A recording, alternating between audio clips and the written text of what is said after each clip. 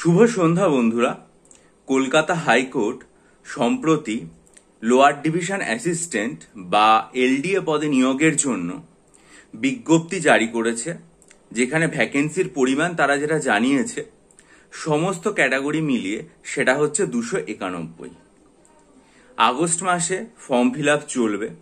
August মাসের শেষ সপ্তাহ পর্যন্ত ফর্ম ফিল আপ চলবে। আমার ধারণা তারিখটা 26শে অগস্ট পর্যন্ত ফর্ম ফিল আপটা চলবে। এই যে পরীক্ষা যারা দিতে যাচ্ছেন জেনারেল বা আনরিজার্ভ ক্যাটাগরিতে, তাদের বয়সের সীমা যেটা দেওয়া হয়েছে সেটা হচ্ছে 18 বছর থেকে 40 বছর পর্যন্ত, এবং শিক্ষাগত যোগ্যতা যেটা চাওয়া হয়েছে সেটা হচ্ছে উচ্চ মাধ্যমিক পাস, এবং অবশ্যই স্টেটের যে ভার্নাকুলার সেটার সম্পর্কে আপনার যথাযোগ্য জ্ঞান থাকা অবশ্যই প্রয়োজন। পরীক্ষার জন্য জেনারেল ক্যাটাগরি বা আনরিজার্ভ ক্যাটাগরিতে আপনার যে ফি চাওয়া হয়েছে পরীক্ষার সেটা হচ্ছে 800 টাকা। পরীক্ষা হবে মোট 3টে ধাপে। প্রথম ধাপ প্রিলিমিনারি। সেই প্রিলিমিনারি পরীক্ষার ক্ষেত্রে অ্যারিথমেটিক, টেস্ট অফ রিজনিং, তারপর ইংরেজি, জেনারেল নলেজ এগুলো থাকবে, এবং অবশ্যই এটাতে কম্পিউটার সম্পর্কেও কিছু জানতে চাওয়া হতে পারে। সেই বিষয়গুলো সব মিলিয়ে একটা 100 নম্বরের টেস্ট আপনার কাছ থেকে নেওয়া হবে। এই প্রিলিমিনারি পরীক্ষায় কোয়ালিফাই করার পর আপনার একটা মেন পরীক্ষা হবে। সেই যে মেন পরীক্ষা হবে সেখানে জেনারেল নলেজ, অ্যারিথমেটিক, ইংরেজি প্রেসি এবং এসে লিখতে দেওয়া হবে। 3টে পেপারের ওপর পরীক্ষা হবে এবং 3টে 100 নম্বর করে পরীক্ষা হবে। তারপরে আপনার ভাইভা বসি হবে, সেটাতে সিলেকশন পাওয়ার পর, এবং এটার ভিত্তিতে শেষ পর্যন্ত আপনি সিলেক্টেড হবেন।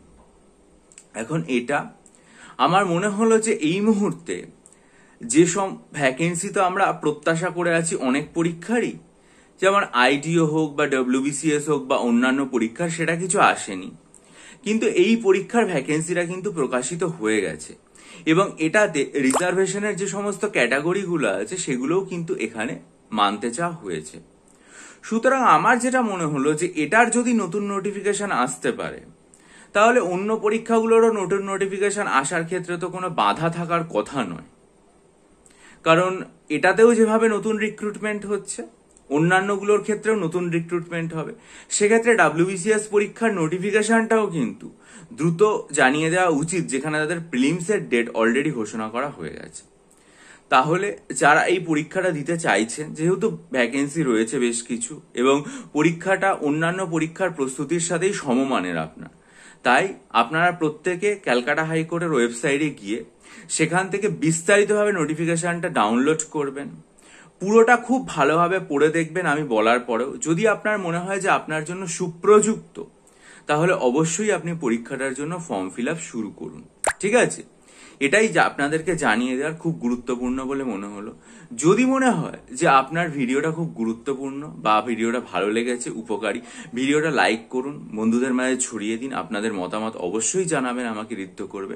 আর মিসলেনিয়াস পরীক্ষার জন্য 20টা মক টেস্ট তৈরি করেছি এবং ক্লার্কশিপের 12টা মক টেস্ট তৈরি করেছি, সেগুলো নিতে পারেন।